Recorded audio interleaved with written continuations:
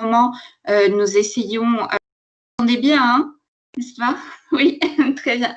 En ce moment, nous essayons également d'inclure davantage le genre dans le modèle opérationnel même de façon transversale du PME, surtout dans le cadre des réflexions sur la reconstitution des fonds en 2021 et de la nouvelle stratégie de mise en œuvre.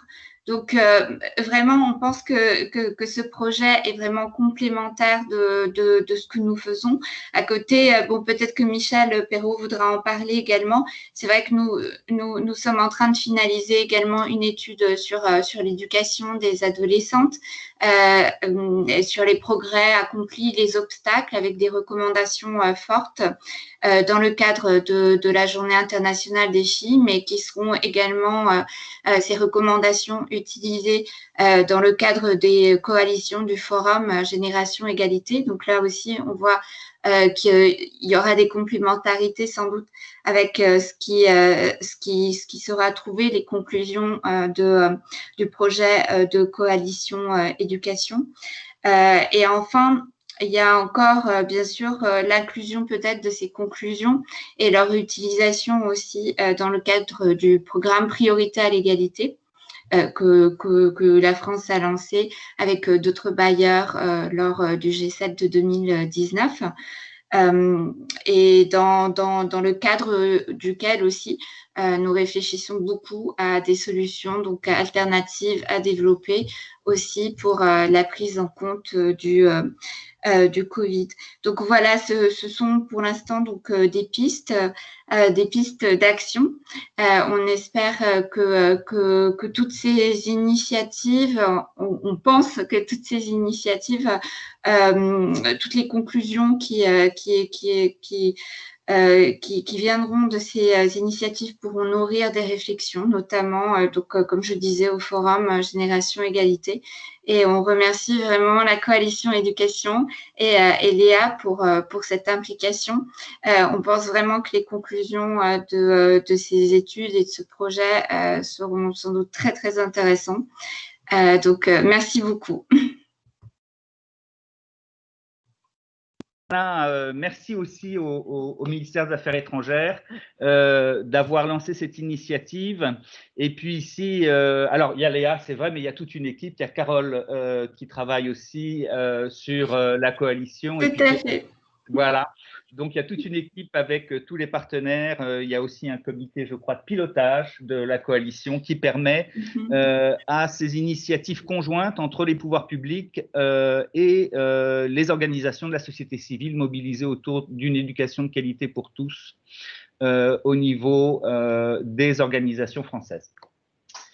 À toi, Léa. Non, mais voilà, merci beaucoup, Johanna, et merci effectivement encore au ministère des Affaires étrangères pour leur soutien et leur confiance et cette collaboration qui dure maintenant depuis quelques années et qui, nous l'espère, continuera encore. Je propose qu'on laisse la parole à Elsa du CIF pour la présentation du projet. Alors, juste un point méthodologique. Après la présentation du CIF et après la présentation de plan, il y aura donc un temps d'échange. On va essayer de terminer à 10h30 hein, pour toujours être bien dans les temps prévus. Est-ce que c'est possible pour vous de noter vos questions par chat parce que ce sera plus facile ensuite d'y répondre. Vous n'oubliez pas de noter votre prénom et puis votre organisation. Et donc, n'hésitez pas à noter au fil de l'intervention soit vos contributions, soit vos questions. Un grand merci à vous et Elsa, à toi la parole. Pour 10 minutes, hein, Elsa, 10-12 minutes maximum. Ça marche, merci beaucoup. Je vais partager la présentation. Hop. OK. Du coup, tout le monde voit la présentation. Hop, je partage.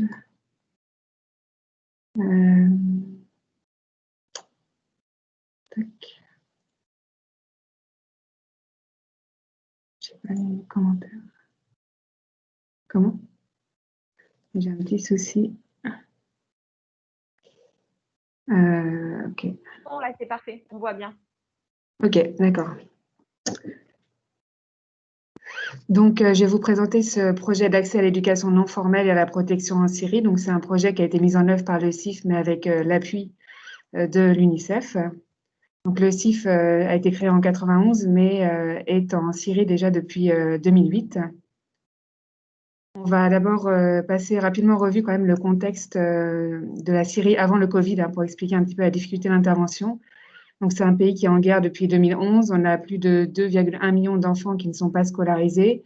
On estime que ça fait à peu près un tiers des enfants qui sont en âge de l'être, et notamment un peu plus d'un tiers des garçons et un tiers des filles en âge d'être scolarisés dans les écoles primaires aujourd'hui sont hors du système éducatif formel. On estime aussi qu'il y a 1,3 million d'enfants qui sont à risque de décrochage. À cela s'ajoute un tiers des écoles qui sont abîmées ou détruites, aussi un manque de personnel éducatif, notamment formé, ce qui entraîne des sureffectifs et globalement une faible qualité de l'éducation. Parmi les autres barrières donc, à l'accès à l'éducation, on a le manque de revenus. Bien sûr, au niveau de nombreuses familles, on a 80% de la population qui est sous le seuil de pauvreté, en tout cas avant le Covid. Et non sans lien, un ensemble de problèmes de protection tels que le travail des enfants, le mariage précoce et l'absence de documents d'état civil souvent indispensables à l'enregistrement. On a également de nombreuses violences. On a vu que dans nos centres et dans les écoles dans lesquelles on intervient, l'insécurité fait partie des principaux obstacles à l'accès à l'éducation et on recense notamment un très grand nombre de violations graves aux droits des enfants, donc qui sont remontées au niveau du Conseil de sécurité, notamment donc des milliers d'enfants qui sont bien sûr malheureusement tués, blessés, également associés à des groupes armés. On a beaucoup de victimes de violences, y compris des violences sexuelles, et des nombreuses attaques d'écoles et de personnel éducatif, plusieurs centaines, ce qui engendre bien évidemment un très haut niveau de détresse psychosociale parmi ces enfants et parmi les enseignants. Donc, c'est dans ce contexte-là qu'on intervient, dans le but vraiment d'assurer un accès plus équitable à l'éducation et à la protection. On cible essentiellement des enfants qui sont parmi les plus marginalisés par rapport au système éducatif formel. Et donc, la cible initiale, on était à 9000 enfants donc non scolarisés ou à risque de décrochage scolaire. Donc, ce sont des enfants qui essentiellement viennent de milieux ruraux, milieux reculés, isolés, dans lesquels il y a très peu d'accès aux services de base. Ce sont des enfants aussi retournés, déplacés, réfugiés, des enfants en situation de handicap. C'est un projet donc qui a démarré en février 2019 et qui s'est achevé donc le mois passé. On est en partenariat avec bien sûr le ministère de l'Éducation, le ministère des Affaires sociales et puis le Croissant-Rouge syrien qui est un acteur très important sur le terrain en Syrie. C'est un budget de 1,6 million de dollars. Pour visualiser un petit peu du coup nos interventions, donc on était au nord, disons dans le gouvernorat de Hama, Homs, rural Damascus, Dara et Quneitra. Donc à Hama et Homs, donc là ce sont des zones qui ont été très impactées par la guerre. Le CIF a fait partie des premières ONG à intervenir dans le domaine de l'éducation et de la protection de l'enfant quand il y a eu un retour des populations. Et donc, on intervient à travers des centres intégrés, ce qu'on appelle les Child Friendly Spaces, donc des centres communautaires à Hama et Homs, et à travers 17 écoles publiques dans les autres gouvernorats, Rural Damascus, Quneitra et Dara. Si on regarde un petit peu les activités qu'on a menées à la fois dans ces centres et dans les écoles publiques, donc on a déjà dû mettre en place ces centres communautaires pour qu'ils soient, en assurant leur sécurité, bien sûr, la sécurité des personnes qui pourront y accéder. Et donc, on a fait attention aussi à ce qu'ils soient accessibles aux enfants, notamment à mobilité réduite. Dans les activités éducatives donc, qui ont été menées à la fois dans les écoles publiques et les centres communautaires, on a eu à la fois donc, des campagnes de communication justement pour identifier les enfants les plus marginalisés et les sensibiliser afin qu'ils rejoignent les centres et les écoles. On a fait beaucoup de formations aussi des enseignants du ministère de l'Éducation et aussi des acteurs communautaires qui allaient intervenir dans les centres sur les activités éducatives. Et on a mis en place ce qu'on appelle le Self-Learning Programme, donc un programme qui a été développé en fait par les agences des Nations Unies avec les autorités éducatives et qui vise justement à répondre aux besoins éducatifs des enfants en dehors du système scolaire, des enfants non scolarisés. Donc là, en l'occurrence, c'est pour des enfants au niveau primaire. Et du coup, ce programme, en fait, doit permettre, c'est une sorte d'apprentissage accéléré avec une grosse composante d'apprentissage à domicile. Et il vise, en fait, à permettre à ces enfants de passer l'examen national et du coup de réintégrer l'école publique, l'école formelle. Donc, on a aussi mis en place des cours de rattrapage donc pour les enfants à risque de décrochage, donc des enfants qui sont déjà dans le système éducatif formel, mais qui risquent de le quitter pour diverses raisons, afin que ce soit complémentaire justement au programme, au Self-Learning Programme. Et on a fait un appui ponctuel aussi pour favoriser la réinsertion des enfants dans le système formel. Tout ça, ça a été couplé à la protection, puisque la protection, comme je le disais, est un des principaux obstacles à l'accès et à la rétention des enfants dans le système éducatif formel. Donc, on a été à la fois sur la prévention et la réponse. Au niveau des activités, on a fait beaucoup de formations, d'abord des acteurs communautaires qui sont intervenus dans les centres communautaires, mais aussi un petit peu au niveau des écoles. Donc, on a fait de la formation à tout ce qu'on appelle la protection d'enfance en situation d'urgence, violence basée sur le genre, soutien psychosocial, également la gestion des cas des enfants qui ont des besoins de protection spécifiques, beaucoup aussi d'éducation au risque des mines et engins non explosés, un gros problème en Syrie, et de l'hygiène. Et on a fait un ensemble de sessions de sensibilisation justement pour les enfants et les parents sur ces problématiques avec un focus sur les violences basées sur le genre. On a également fait pas mal de sessions de soutien psychosocial pour les enfants et les parents et on a apporté des services un peu plus spécifiques qu'on appelle la gestion de cas, donc des cas de protection, donc beaucoup d'enfants qui avaient été victimes notamment de violences, qui n'avaient plus leur papier d'identité, qui avaient été séparés de leurs parents, du counseling aussi pour les cas plus difficiles et du référencement vers des services plus spécialisés, bien que très peu nombreux dans nos zones d'intervention. À cela s'est ajouté, donc, alors qu'on était en train de mener le programme, il y a eu bien sûr la Covid-19 à partir de mi-mars 2020, qui a entraîné des mesures au niveau des autorités, dont la fermeture des établissements, notamment des écoles et des centres communautaires dans lesquels on intervenait. Et ça aboutit également à un confinement. Alors qu'aujourd'hui, on recense environ très peu de cas finalement de Covid, sachant que ce sont des statistiques gouvernementales. Donc, l'enjeu pour nous, ça a été de très rapidement, en fait, éviter justement la rupture éducative.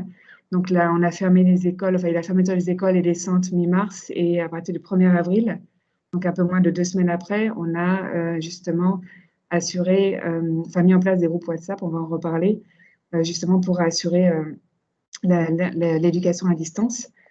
Et nos priorités à ce moment-là, c'était vraiment de maintenir le lien avec ces enfants qui sont les plus marginalisés, assurer bien sûr leur protection et la continuité des apprentissages. Donc, c'est vraiment focus sur le bien-être, la santé, le bien-être psychosocial et la continuité éducative pour éviter ensuite le décrochage. On a mis de côté davantage tout ce qui est bien sûr acquis scolaire.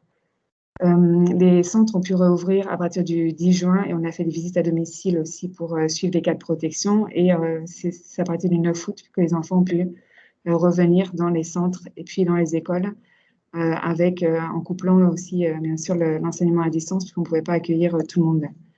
L'éducation à distance commence à s'y concrétiser. On a d'abord fait une évaluation coordonnée pour identifier justement les modalités alternatives d'éducation. Il est ressorti que c'est WhatsApp qui allait être utilisé parce que c'est un des moyens les moins coûteux, en fait, justement pour assurer une communication à distance, le téléphone restant très cher. On a fait aussi, du coup, un briefing des enseignants et on les a appuyés en continu via WhatsApp.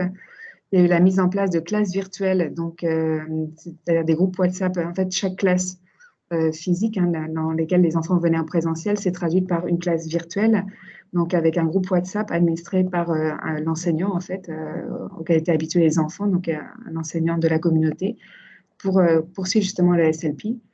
Et on a eu ainsi 1125 enfants non scolarisés, out of school children, qui ont suivi les sessions d'éducation à distance. Ça fait à peu près 63% des enfants qu'on avait normalement dans les centres. Et on a constaté à peu près 16% d'enfants qui ont décroché au cours de ces sessions. Les principales barrières justement à l'éducation à distance, d'après les premiers retours, bon, c'était bien sûr les ressources financières et beaucoup de difficultés parce qu'il n'y avait pas forcément de téléphone, de couverture Internet. Également une crainte de certains parents que les filles soient en contact avec des garçons à travers ces groupes WhatsApp. Donc ce qu'on a fait, on a, grâce à la flexibilité aussi de l'UNICEF, on a pu avoir un petit peu de budget pour appuyer 500 familles afin qu'elles aient accès à Internet et on a séparé les groupes WhatsApp, comme c'était le cas déjà dans les classes, filles-garçons pour les enfants les plus âgés. Alors ça se concrétise, bon là c'est quelques exemples, hein, vous voyez, en fait ce qui se passait c'est que via les groupes WhatsApp, les enseignants envoyaient, enfin donnaient les leçons à travers des images ou des vidéos. Là, vous avez quelques vidéos, on ne va pas les passer par manque de temps, mais vous pourrez les voir quand vous aurez la présentation. Et les enfants, du coup, étaient amenés après à faire des exercices et ils se prenaient en photo, ou prenaient en photo leur cahier plus précisément, pour montrer justement comment ils avaient réalisé l'exercice. Ensuite, on a aussi maintenu le service de protection à distance, enfin autant que possible, à travers des groupes WhatsApp dédiés à la protection qui étaient à la fois pour les enfants et pour les parents. Et là, on en a profité justement, on a profité de ce moyen pour faire passer des messages relatifs à la Covid, des messages aussi en parallèle de soutien psychosocial pour réconforter aussi, assurer, enfin ne pas augmenter le niveau de stress de ces familles, pour assurer aussi que les enfants continuent à participer aux sessions d'éducation à distance à travers les groupes WhatsApp et pour aussi aider les parents à avoir des activités avec leurs enfants pendant le confinement. On a poursuivi les sensibilisations et on a fait des sessions de soutien psychosocial et des counseling vraiment avec la coloration Covid en essayant de traiter les problématiques qui se dégageaient en fait des discussions, donc gestion du stress, communication avec les enfants, etc. Et on a pu faire un suivi des cas de protection aussi qui avaient été préalablement identifiés, donc avant la fermeture des centres, à travers le téléphone. Quand on a donc accueilli on a eu les enfants qui sont revenus donc dans les centres communautaires, donc je disais à partir du mois d'août, on a pu faire d'abord donc le nettoyage de désinfection des locaux et on a fourni donc des masques. C'est pour ça que ça a traîné un peu en fait la réouverture des centres parce qu'on avait du mal à obtenir et à acheminer surtout les masques. Donc pour les enseignants, on a limité le nombre d'enfants par session en présentiel. On a limité à 3 jours sur 5 en fait dans les centres. Et en parallèle, on a maintenu les groupes WhatsApp et on a assuré aussi la continuité des activités de soutien psychosocial. On a vu par contre, d'après les premiers résultats des tests, qu'il y a eu quand même d'importantes pertes d'apprentissage, y compris pour les enfants qui avaient bénéficié de l'éducation à distance. On a essayé d'augmenter le nombre de sessions pour assurer le rattrapage. Si on regarde les principaux résultats atteints par ce projet, sur l'ensemble du projet, hein, pas seulement la période Covid, on a eu plus de 700 enseignants formés, on a plus de 9000 enfants, 48% de filles, 52% de garçons qui ont bénéficié d'une éducation non formelle, dont 1660 en situation de handicap. Il faut dire qu'il y a aussi 35 enfants en situation de handicap qui ont pu prendre part à l'éducation, enfin à l'enseignement à distance, mais c'était des enfants qui avaient un handicap moteur, puisqu'on n'a pas pu adapter vraiment les contenus. On a eu, parmi ces enfants, il y avait un peu plus de 7000 enfants non scolarisés.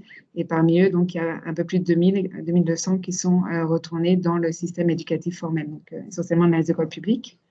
Et on a un peu plus de 7500 enfants qui ont bénéficié des activités de protection. Quand on regarde brièvement donc, les leçons apprises, bon, là, on est encore sur la phase de capitalisation, mais au niveau des recommandations aussi, donc il y a bien sûr la nécessité de garantir le droit international humanitaire, l'accès humanitaire aux populations les plus marginalisées, exclues, qui ont le plus de besoins, et arrêter les attaques contre les écoles et le personnel éducatif. Avoir une approche intégrée, ça a semblé extrêmement important dans cette situation aussi, c'est-à-dire éducation et protection et soutien psychosocial notamment. Et ça a bien aidé en fait pendant la période Covid à prévenir et à répondre justement à l'augmentation du nombre de cas de violence intrafamiliale notamment, violence sexuelle et aussi de détresse psychosociale en fait que rencontraient ces familles particulièrement marginalisées. L'importance aussi des activités à base communautaire, hein, dans les centres on n'avait que du personnel communautaire, ce qui est important quand l'accès aux services de base n'est pas assuré. ou très insuffisamment. Donc, ça a permis en fait de maintenir la confiance avec ces familles et donc de permettre qu'elles rejoignent assez rapidement en fait l'enseignement à distance. On a vu que le self-learning programme était très pertinent pour les enfants non scolarisés, et ce d'autant plus qu'il permet l'apprentissage à domicile. C'est un des principes de ce programme, qui a été fortement encouragé pendant le confinement, même s'il faudrait encore renforcer cela. Très important aussi l'implication des parents et des tuteurs, qui étaient aussi intégrés au préalable avant le Covid dans ce programme, mais qui ont un rôle essentiel à jouer pour assurer la continuité des apprentissages à domicile.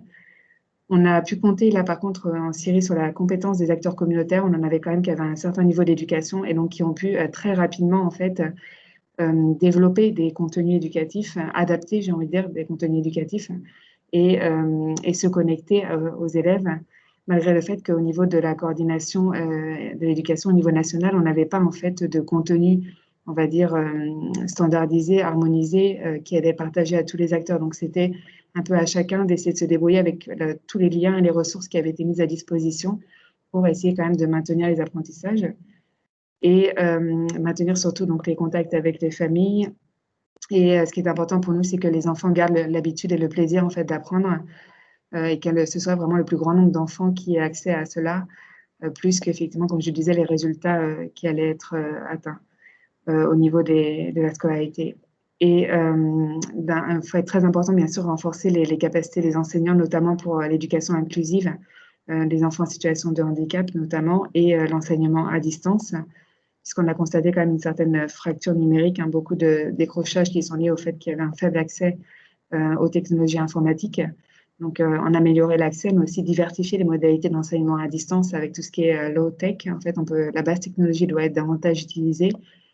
Éviter les fermetures d'école autant que possible. Mieux vaut adapter effectivement l'enseignement présentiel, renforcer l'inclusion et, très important, poursuivre le renforcement du système éducatif formel, puisque on peut faciliter la réintégration des enfants, mais si au niveau du système éducatif formel, on ne peut pas accueillir les enfants dans des conditions sûres de sécurité et assurer la qualité d'éducation, en fait, il y a un goulot d'étranglement très important ici.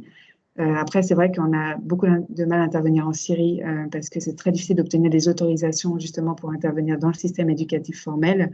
Et c'est des autorisations qui sont de très courte durée et qu'il faut renouveler régulièrement, ce qui crée en fait des ruptures dans le processus d'apprentissage. Et important aussi renforcer tout ce qui est monitoring et évaluation, qui a été relativement insuffisant pendant le confinement, donc et capitaliser là-dessus. Pour finir, tous ces enjeux doivent être pris en compte, bien sûr, dans les plans de réponse Covid. Donc, ne pas délaisser l'éducation et la protection dans ces plans, notamment à travers une réponse intersectorielle et coordonnée, renforcer le système formel et cela suppose aussi des financements flexibles pour l'éducation et la protection en situation d'urgence, pas seulement pour effectivement le Covid. Les perspectives, donc normalement on devrait pouvoir poursuivre ce programme justement avec l'appui de l'UNICEF, l'étendre même à de nouveaux centres. On va continuer à renforcer les capacités des enseignants. On va poursuivre tout ce qui est self-learning programme et cours de rattrapage, mais on manque cruellement de fonds pour les activités de protection qui sont pourtant indispensables justement pour assurer l'éducation. On va aussi essayer de diversifier les modalités d'enseignement et avoir une expérience pilote aussi pour davantage développer des ressources et des outils numériques interactifs sur la base, bien sûr, du curriculum national du ministère de l'Éducation, avec l'appui de l'UNICEF, afin d'améliorer, en fait, à la fois les capacités en matière d'enseignement à distance, mais rendre aussi cet enseignement plus attractif pour une meilleure inclusion des parents, tuteurs et des enfants dans ce processus. Voilà, je vous remercie. Merci beaucoup, Elsa, et merci à tous pour vos contributions, vos questions. On demandera à Elsa d'y répondre tout à l'heure. On va maintenant écouter nos partenaires de plan avec Antoine pour une dizaine de minutes maximum. Hein. Tu as remarqué, Elsa, que je ne t'ai pas interrompu. Hein. Merci. Oui. Essayez de faire la même chose avec Antoine, mais il faut m'aider parce qu'on va essayer de terminer ce petit déjeuner à 10h30, comme d'habitude. Bonjour à tous. Bon, je vous promets d'essayer de rester, dans les temps. Donc, on va faire une présentation autour des stratégies d'adaptation Covid qu'on a pu développer. Plusieurs choses au programme. Donc, on va voir 2 exemples d'adaptation Covid inspirés par 2 réalités opérationnelles de développement distinctes et du FI dans un contexte très désinstitutionnalisé hein, au niveau scolaire sur le nord du Bénin, et puis Avenir, qui est un programme qui se situe dans la banlieue de Yaoundé au Cameroun, et qui est aussi marqué par un taux de déscolarisation très très important.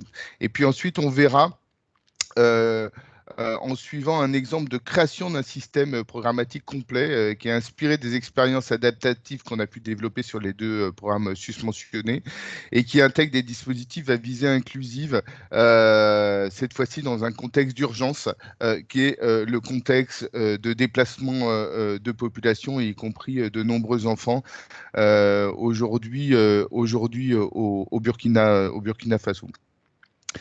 Donc, premier projet dont on parle, c'est un projet d'Edufi, projet qui s'appelle Edufi, donc qui se situe dans la Takora au nord du Bénin.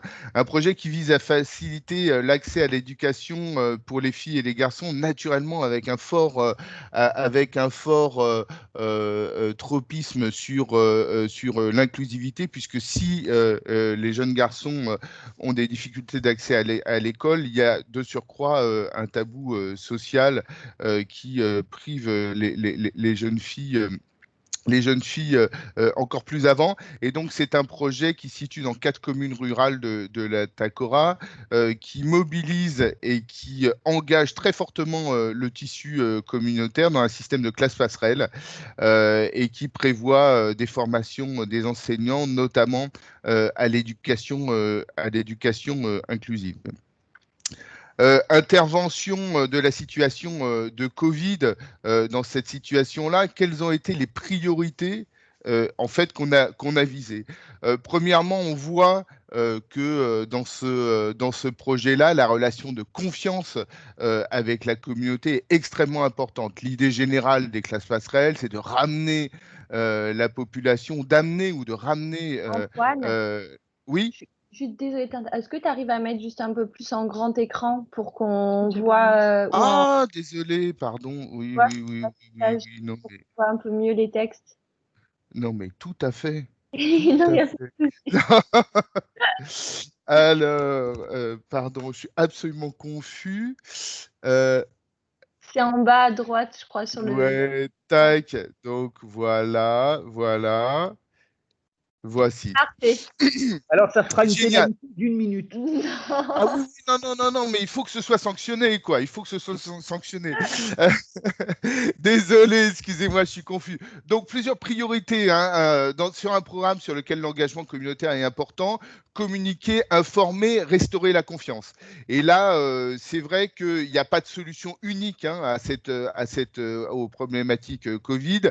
Là, il y a un très grand axe de communication. On a réalisé un nombre très important d'émissions de radio, 6 émissions de 30 à 45 minutes qui ont été matraquées,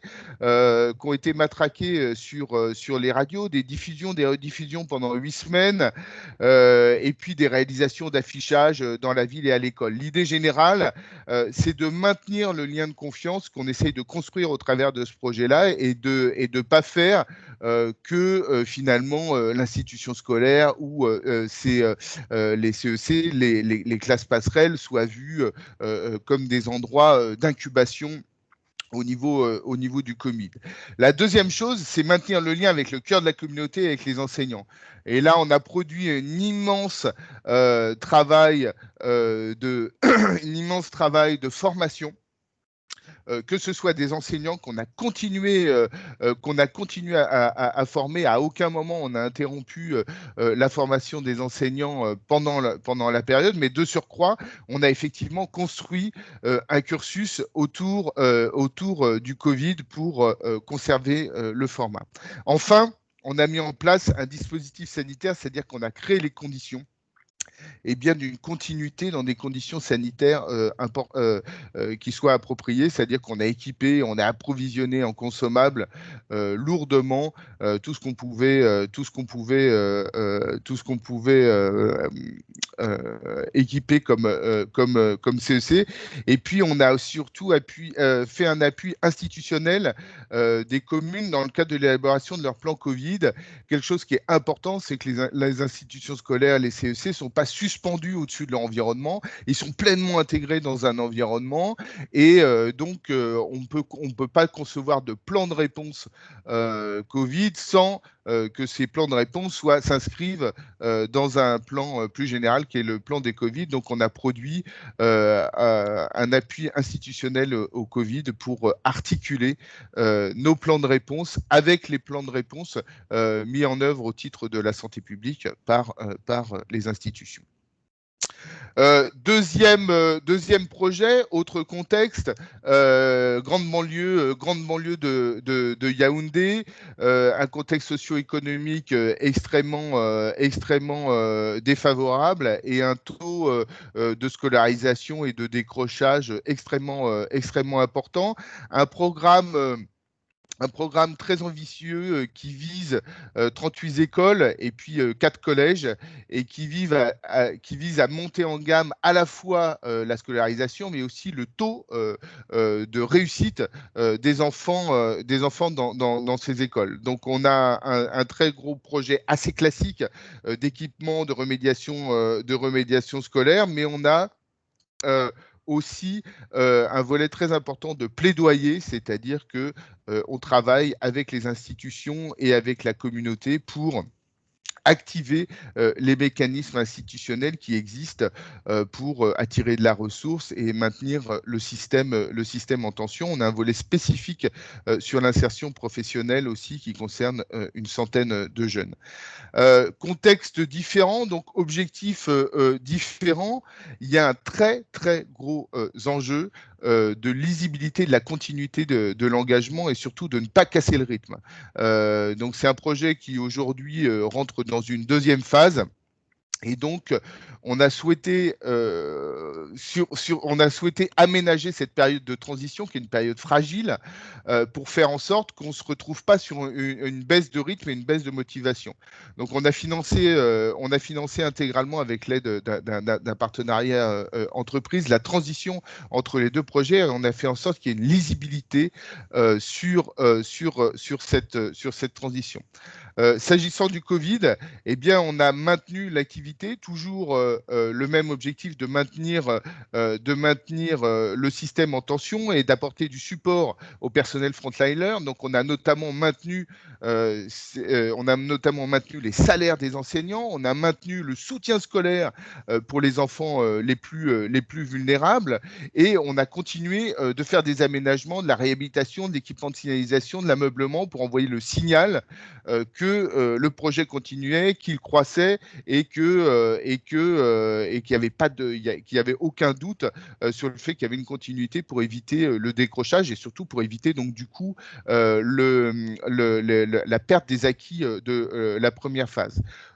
Autre chose qui a été intéressante et qu'on n'avait pas pu faire avant, c'est qu'on a construit un cadre sanitaire et organisationnel adapté, c'est-à-dire qu'on a distribué là aussi énormément de matériel et on est en train de travailler sur la connexion entre l'institution scolaire et les services de santé. Qui est quelque chose qui réellement doit être amélioré, doit être continué qui est une dimension de la problématique qui doit continuer d'être explorée, puisque finalement la pérennité de l'école, c'est aussi la pérennité d'un cadre sanitaire cohérent et fiable. Troisième projet, et alors là cette fois-ci c'est un projet qu'on a dessiné, hein, sur lequel on a pu à la fois incorporer des leçons qu'on avait tirées des stratégies d'adaptation qu'on avait pu dessiner sur d'autres projets et aussi un projet dans lequel on a pu incorporer finalement l'idéal de ce qu'on souhaitait mettre en œuvre en termes d'éducation inclusive et donc de réponse au Covid dans cette perspective-là. Un projet d'urgence ou de stabilisation, comme on dit, qui concerne la région centre-nord du Burkina Faso, une région très, très concernée par des attaques spécifiques contre l'institution scolaire, qui est une cible idéologique de certaines parties au conflit, et qui aura notamment occasionné 1 million de déplacés et de nombreux enfants en situation de déscolarisation dans le cadre d'une institution et de personnel enseignant, eux aussi visés et vulnérabilisés par cette situation-là. De la même manière, donc là, on a essayé de réunir, c'est un projet qu'on est en train de construire, c'est un projet dans lequel on a essayé d'incorporer toutes les dimensions de prévention Covid et d'adaptabilité du dispositif qui nous semble intéressant. Donc, un très, très gros volet de support et de formation des enseignants. Les enseignants sont au cœur du dispositif.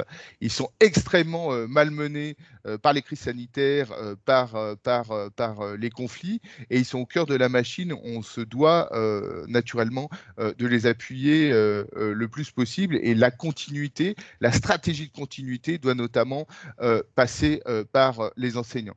Ce qu'on n'a pas pu faire et ce qu'on développe de façon originale, c'est le développement d'un cursus distanciel diffusable par radio en langue locale, avec distribution aussi de radio en alimentation solaire. Des constructions d'infrastructures d'enseignement adaptées à l'éducation inclusive et à la gestion de la pandémie, en termes d'équipement, en termes de consommables. Un filet social, une stratégie de filet social justement qui permette effectivement dans cette dimension sociale d'intégrer les jeunes filles avec des bourses scolaires, des kits d'éducation, des kits d'hygiène qui facilitent la scolarisation.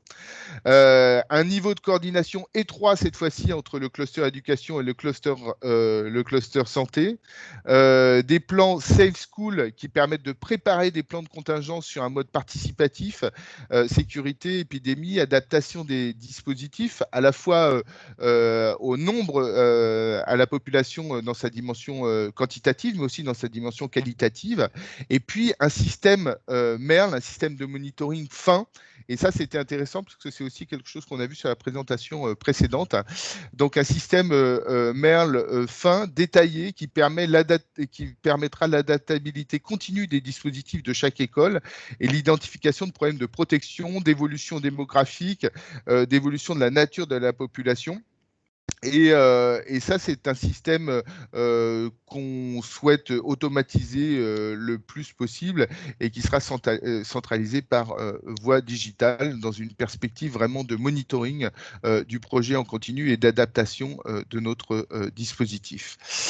Pour finir, 2 conseils de lecture. Un rapport qui a été sorti avec toutes sortes de gens, l'UNESCO, l'UNICEF, Plan international, à la Fonde, voilà, et j'en oublie encore, qui s'appelle Reconstruire l'égalité, guide de rescolarisation des filles, qui est un peu lesson learned de l'adaptation en environnement Covid, et puis un rapport de plan international qui est sorti hier, qui s'appelle Des vies qui s'arrêtent, l'impact de la Covid-19 sur les filles et les jeunes femmes. Donc un rapport que vous pourrez trouver en ligne et que vous pourrez même podcaster dans une certaine mesure, puisqu'il en était question ce matin à 7h, sur le journal de 7h à France Culture. Voilà, j'espère que je n'ai pas été trop long. Je vous remercie de votre attention et on reste là pour répondre aux questions. Merci à tous.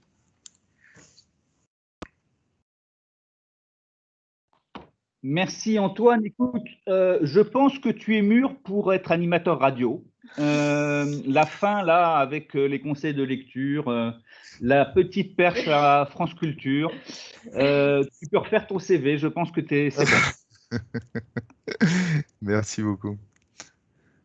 Alors, on va passer aux questions-réponses.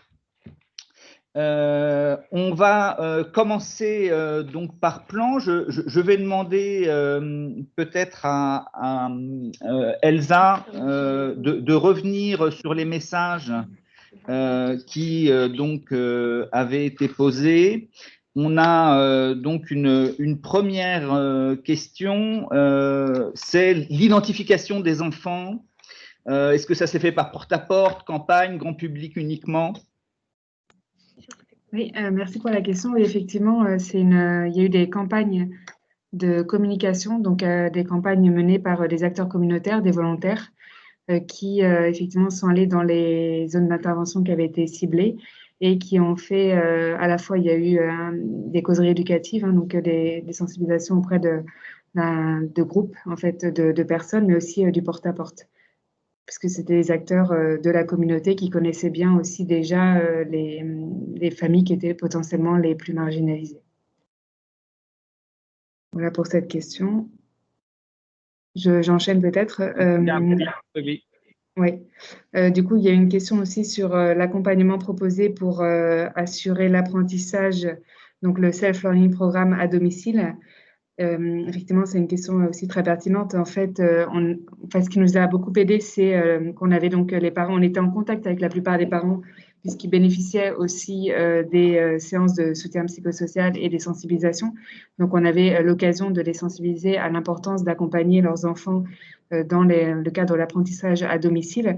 Mais c'est vrai que la grande difficulté, c'était le niveau en fait d'éducation de ces parents. Souvent, ils n'avaient pas justement accès au contenu, ils ne pouvaient pas aider leurs enfants concrètement dans cet apprentissage, puisque les enfants revenaient en fait avec le matériel, avec les manuels, et ils devaient normalement poursuivre. Et donc, ce qu'on a fait, ce qu'on conseillait, notamment, c'est de trouver dans ces familles-là ou dans l'environnement proche d'autres personnes ressources. Donc, ça pouvait être des frères, des sœurs ou d'autres personnes de la communauté qui avaient un niveau d'éducation un peu plus élevé et qui ont pu justement appuyer les enfants dans l'apprentissage à domicile. Et il faut dire aussi que les enseignants, donc en tout cas les personnels qui dispensaient les cours dans les centres, ce sont à chaque fois, c'était des personnels de la communauté, donc qui connaissaient les familles et qui pouvaient aussi venir en appui si besoin, si les enfants rencontraient des difficultés au sein de la communauté, donc dans le processus d'apprentissage à domicile. Ensuite, il y avait la question du comment faire pour maintenir le lien avec les enfants et leurs familles dans le contexte de la Covid. Quels sont les acteurs que vous avez impliqués au niveau local? Ces acteurs ont-ils reçu une formation particulière?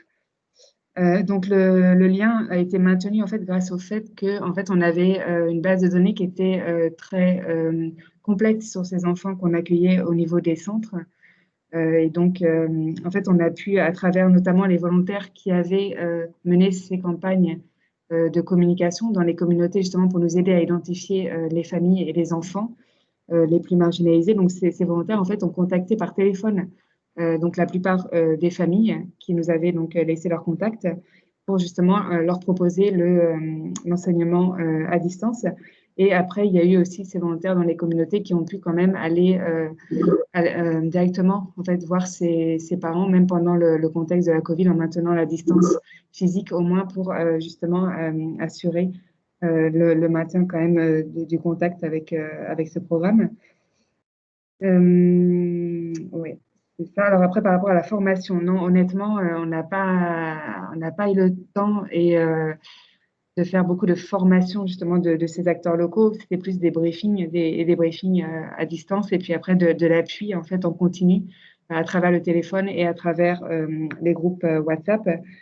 Et on nous demande aussi, et d'ailleurs ça rejoint, il y avait la question quels outils et accompagnement des équipes de formateurs, éducateurs. Et en fait, ça fonctionnait beaucoup, comme je disais, via WhatsApp, puisqu'il y avait déjà un réseau WhatsApp entre les enseignants, entre le personnel administratif des centres et avec aussi les education officers et les protection officers, donc du projet, qui en fait communiquait régulièrement avec les équipes de formateurs, les éducateurs à travers ces groupes WhatsApp qui faisaient remonter en fait.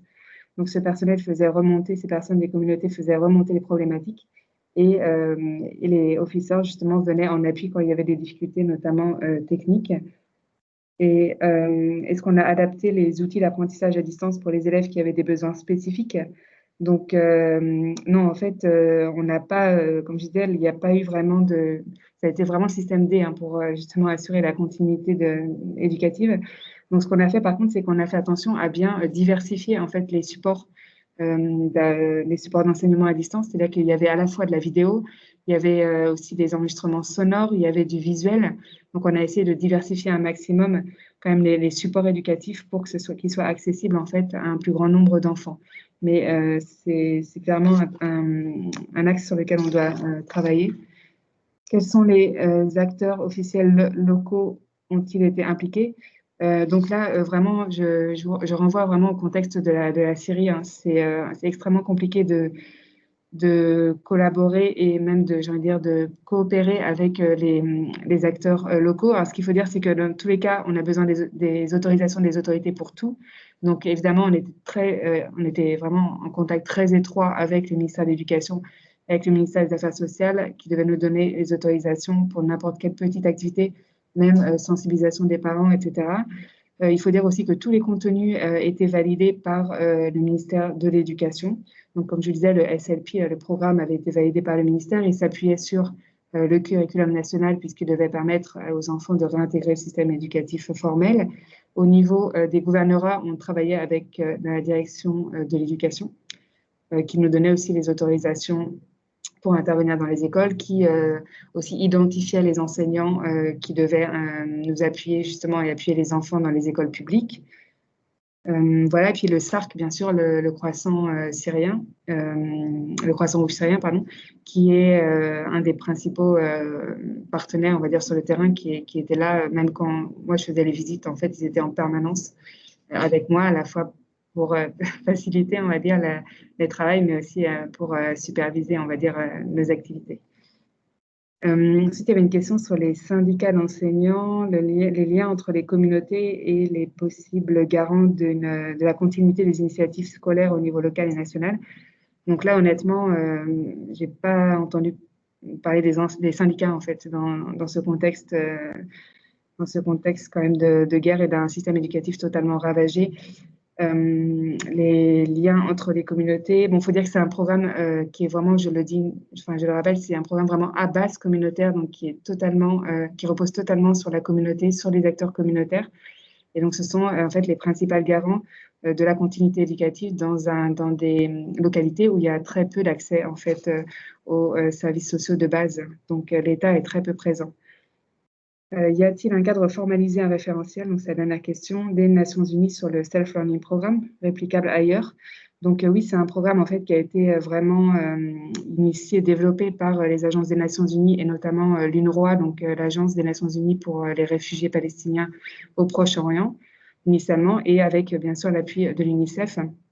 Et donc, il y a effectivement, c'est un programme qui est très cadré, hein, avec un certain nombre de compétences de base à acquérir et puis aussi des life skills, hein, tout ce qui est compétences de vie courante et essentiel pour ces enfants-là. C'est un programme de 3 mois. Enfin, on peut pas vous donner davantage de détails, vous aurez sans doute l'occasion de voir ça sur Internet. Donc oui, c'est quand même un cadre bien formalisé, mais qui a été adapté bien sûr au contexte syrien et aux problématiques qu'on rencontre dans ce contexte très particulier d'intervention. Voilà, je ne sais pas si j'ai répondu. C'est formidable. Merci beaucoup. Alors, il y avait encore peut-être les questions de Gloria sur la fracture numérique. Je ne sais pas si tu vois, Elsa, ces questions-là.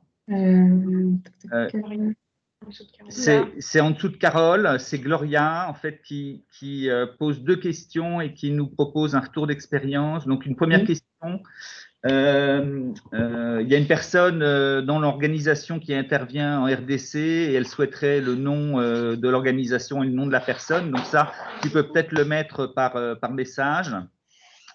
Et puis une question sur la duplication de la démarche en RDC. Voilà, avec des retours d'expérience sur la fracture numérique. Donc, si tu peux répondre sur la fracture numérique, comment vous avez finalement trouvé des solutions alternatives. Alors, tu disais WhatsApp, hein? Oui. Oui, il faut dire que quand même, dans le contexte syrien, on a à peu près 30%, 34% de la population qui aurait accès à Internet seulement. Donc, c'est vrai que WhatsApp, ça a été privilégié parce que c'était ce qu'il y a de plus rapide et finalement de moins coûteux. Et c'est pour ça qu'on a pu finalement, on va dire, faciliter l'accès à Internet avec un appui en fait très direct, parce que l'UNICEF nous a appuyé pour qu'on puisse justement aider les familles les plus vulnérables qui n'avaient pas accès à Internet du fait d'un manque de ressources financières. Donc, ce qui a permis vraiment d'augmenter le nombre d'enfants qui allaient avoir accès à WhatsApp. Et après, l'alternative, finalement, c'était le téléphone, sauf que le téléphone était aussi extrêmement coûteux. Donc là, on a été confronté à ces difficultés. Et c'est pour ça qu'aujourd'hui, donc dans le nouveau programme, on va vraiment mettre l'accent sur maintenir en fait les centres ouverts autant que possible, vraiment avec des conditions adaptées à la situation, des conditions d'apprentissage adaptées. Donc on va jouer sur les deux tableaux, hein, à la fois enseignement à distance et puis également en présentiel, puisque on n'a pas vraiment d'alternative aujourd'hui à WhatsApp. En tout cas, on n'a pas vraiment trouvé qui soit interactif, hein, puisque l'idée, bien sûr, par la radio, il y avait aussi des programmes éducatifs par la télé, mais l'idée, c'est toujours de favoriser l'interaction avec les enfants. Donc, on travaille avec les acteurs éducatifs actuellement, avec l'UNICEF notamment, pour justement essayer et le ministère de l'Éducation, pour essayer justement de développer d'autres modalités d'apprentissage que ces modalités-là. Mais un contexte qui est difficile à gérer. Merci Elsa. Nous allons passer à Antoine. Donc Antoine, tu es avec nous? Oui, je suis avec vous. Donc si tu peux prendre les questions sur l'intervention. Ouais, il y a une... Ouais, pardon. Vas-y, je t'en prie. Non, il y a une question qui est intéressante s'agissant de l'articulation avec les services de santé. Effectivement, il y a une nécessité de se rapprocher des services de santé pour intégrer des éléments de politique publique, de politique de santé publique dans les établissements scolaires. Je pense que d'une manière générale, il faut sans doute aller plus loin et il est nécessaire probablement de travailler sur des systèmes de référence et de travailler avec les centres de santé eux-mêmes lorsqu'ils existent, lorsqu'ils sont disponibles et lorsqu'ils sont fonctionnels, ce qui est quelque chose qui peut se discuter sur le projet dans l'Atacora. Mais en tout cas, d'une manière générale, il faut franchir une étape supplémentaire s'agissant de la santé. Déjà pour la santé des enfants. Deuxièmement, pour la confiance. Et puis, troisièmement, parce que les écoles sont potentiellement des incubateurs assez importants. Donc, on doit faire l'effort de faire le pont avec la santé. Je pense que c'est les prochaines étapes de bouclage des dispositifs d'adaptation qu'on doit fournir. L'autre question, il y avait une deuxième question qui portait sur le rôle des enseignants au Burkina Faso. On commence le projet aujourd'hui au Burkina Faso. Les enseignants seront amenés à avoir un rôle complètement central. On va investir massivement et placer les enseignants au centre du dispositif, à la fois sur les questions pédagogiques, c'est-à-dire enseignement inclusif, développement de dispositifs distanciels, mais aussi sur le plan organisationnel et pratique, puisqu'on va voir, comme je le mentionnais dans la présentation, un système Merle assez fin qui va permettre l'adaptabilité du système et surtout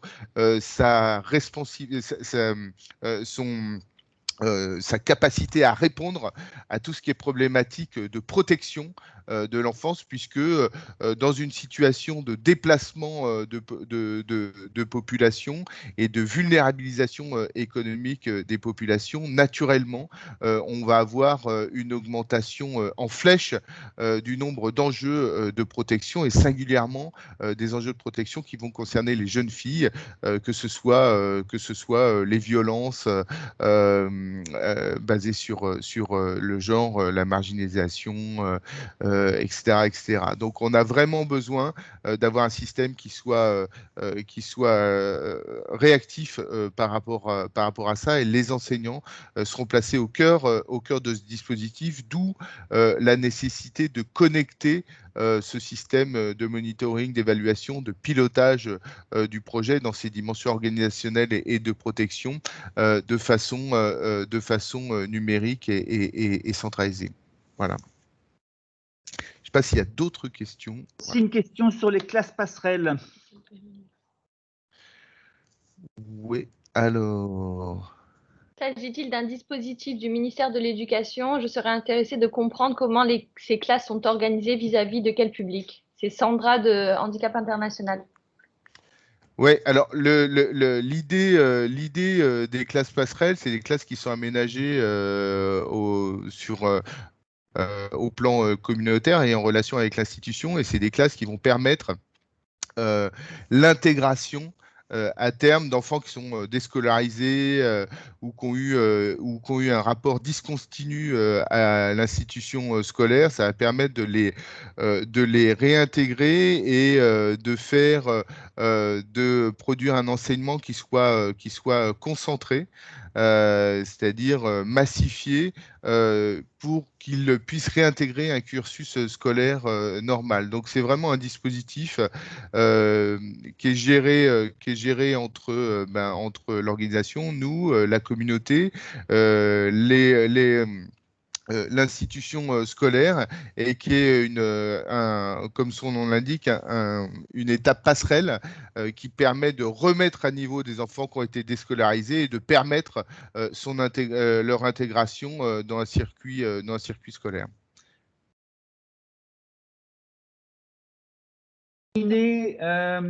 Oui, merci beaucoup Antoine. Donc, je vous propose pour terminer qu'on se donne 10 petites minutes, puisqu'on a commencé un tout petit peu en retard vers 9h10, le temps que tout le monde se connecte. Donc, on se donne 10 minutes pour des interventions libres. Donc, n'hésitez pas à lever la main et à prendre la parole. Alors, vous ne me laissez pas tout seul, hein. Vous y allez, quoi. Alors, qui c'est qui commence? On est combien là? On est combien dans la… 46. On est 46 dans la classe. On est 40 dans la classe. Est-ce qu'il va falloir que je désigne?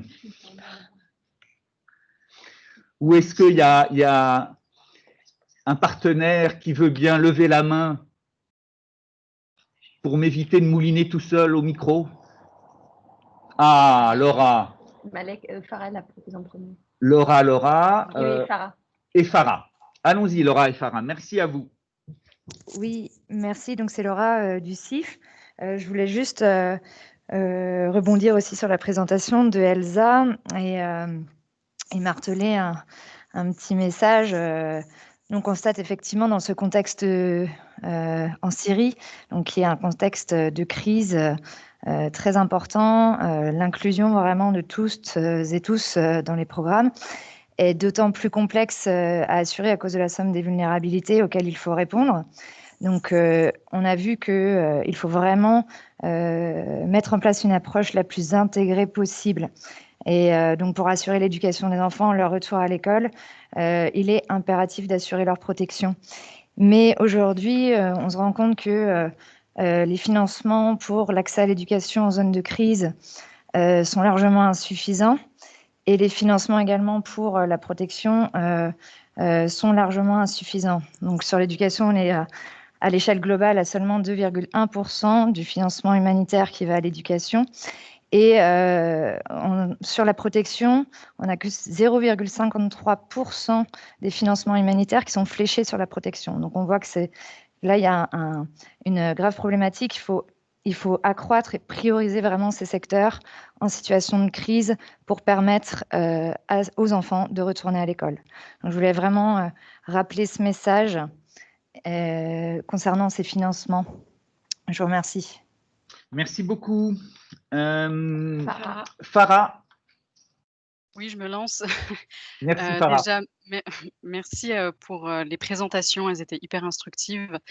Je voulais aussi marteler l'importance de l'approche communautaire. Elsa l'a très très bien démontré que sans les communautés qui sont sur place, mais également les organisations de la société civile qui sont dans ces terrains, qui les connaissent, peuvent avoir accès aux communautés les plus fragiles et les plus isolées. Et donc, c'est très, très important le aller vers. Donc là, on l'a vu dans l'exemple de la crise syrienne, c'est compliqué, mais c'est dans toute réponse post-Covid pour aller vers les communautés les plus vulnérables, les plus isolées, que ce soit en milieu rural ou que ce soit des personnes réfugiées et déplacées. Je pense que c'est très important. Du côté UNICEF, nous, bien évidemment, on travaille avec les gouvernements et on réalise. Donc, il y a eu des études qui ont été faites et je les ai déjà communiquées à Léa. Donc, la coalition devrait les avoir. Mais justement, il y a l'enjeu de l'aller vers. Il faut que ça fasse partie à la fois lorsqu'il y a une crise, mais également dans la réouverture des écoles. Et donc, je reviens aussi à la question qui est très importante des data et du monitoring que Antoine a bien soulevé également dans sa présentation dans les programmes plans sur l'importance de savoir où est-ce qu'on en est, combien d'enfants ont décroché et combien ne sont plus en mesure de suivre les classes, ne serait-ce que parce qu'ils n'ont plus le niveau, et ceux qui ne sont pas du tout retournés dans les classes. Et là, je parle en particulier des filles, parce que la dimension genre est très importante, comme on l'a vu avec la crise Ebola. Et pour faire un lien avec la recherche sur la capitalisation des pratiques Covid-19, je pense qu'il faut aussi prendre du recul par rapport à la situation et comprendre qu'on est à différents niveaux de crise Covid selon les pays, que les réponses du coup sont différentes en fonction. Et donc pour faire comme on dit en bon français, du scale-up, il faut faire attention aussi au contexte spécifique pour chacune des réponses nécessaires, et qu'il nous faudra peut-être un petit peu plus de recul que les quelques mois qui viennent de passer avec la réouverture des écoles. Voilà, je voulais juste rappeler ces quelques points. Et pour les enjeux sanitaires, il y a des protocoles qui existent également dans la réouverture des écoles et qui intègrent les questions sanitaires et comment rouvrir l'école de manière saine vis-à-vis du Covid-19 pour permettre justement le retour des enfants et éviter cette crise éducative qu'on connaît aujourd'hui. Voilà. Merci. Merci. Emmanuel, en l'occurrence, tu as la parole. Merci Martin, merci à tous pour ces présentations très intéressantes. Moi, je voudrais dire simplement que relever que ces présentations en fait tiennent compte d'un principe de réalité qui nous interpelle particulièrement dans cette situation de crise sanitaire. Et ce principe de réalité est très important, et on pense en particulier aux initiatives qui sont prises sur le numérique actuellement. C'est un point de vigilance pour nous parce que on pense que c'est pas une fin en soi, le numérique, en particulier dans les pays avec lesquels nous travaillons. Et par conséquent, les présentations qui ont été faites vraiment sont, je trouve, très intéressantes. Évidemment, nous, on souligne aussi toujours l'importance de travailler avec les sociétés civiles dans leur ensemble, y compris les organisations constituées, qui sont les organisations syndicales, en particulier les syndicats d'enseignants, puisque pour nous, c'est un gage d'abord de dialogue construit, et puis de continuation des activités au-delà de la présence des acteurs extérieurs que nous sommes les uns et les autres. Et puis par ailleurs, nous voudrions insister aussi sur la nécessité de travailler sur les curricula d'enseignement, puisque les actions qui sont mises en œuvre en matière de sensibilisation aux questions de santé, pour nous, n'ont de sens d'inscription pérenne dans les systèmes éducatifs que s'ils se traduisent par une intégration dans les curricula d'enseignement, et donc aussi par conséquent dans les dispositifs de formation initiale et continue des enseignants. Donc merci encore pour ces présentations, encore une fois très pragmatiques, et qui s'inscrivent non pas en exclusion des initiatives qui peuvent être prises au niveau des systèmes éducatifs pour le numérique, pour l'usage du numérique dans la continuation pédagogique, mais bien en complémentarité, on pense quand même sur la base d'un principe de réalité qui doit faire foi aujourd'hui. Merci. Dernière intervention. Quelqu'un souhaite prendre la parole? N'hésitez pas à lever la main si tel est le cas.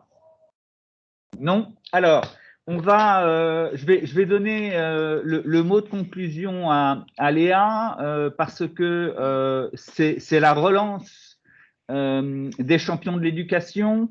Donc aujourd'hui, c'est un vrai premier test de ce travail à distance. Grâce à votre participation, vous êtes des champions parce que c'est un succès. On a eu jusqu'à 48 participants. Donc un grand merci à tous. Et puis ça va continuer, je crois le 17 mars. Le 17, non le pas 17 mars. novembre. Le 17 novembre. Donc je vais laisser Léa présenter le prochain petit déjeuner des champions de l'éducation. Merci beaucoup. Merci à toutes et à tous encore pour tous ces échanges très instructifs. Alors oui, le prochain champion de l'éducation se tiendra le 17 novembre. Donc normalement, ce sera virtuel également puisque je pense que la situation sanitaire ne nous permettra certainement pas de nous réunir en présentiel. Il portera sur éducation et droits de l'enfant. L'objectif, c'est également de le travailler en coordination avec le groupe enfance qui a mis en place une grille d'analyse, qui permet de faire une analyse des programmes mis en place par les organisations de la société civile et d'étudier si elles sont bien en lien et répondent aux exigences des droits de l'enfant. Donc, nous allons travailler sur ce champion de l'éducation et le format restera le même de présentation et des échanges et des retours d'expérience. Voilà. Alors, vous voyez, je réapparais pour donc terminer ce petit déjeuner. Un grand merci au ministère européen des Affaires étrangères, un grand merci au Secours islamique Secours islamique France, et puis un grand merci aussi à Plan pour leurs interventions. Et à l'AFD. Merci beaucoup à l'AFD encore. À très Merci bientôt. à vous. Voilà, à très bientôt et en tout cas au 17 novembre. Au revoir. Au revoir. Au revoir.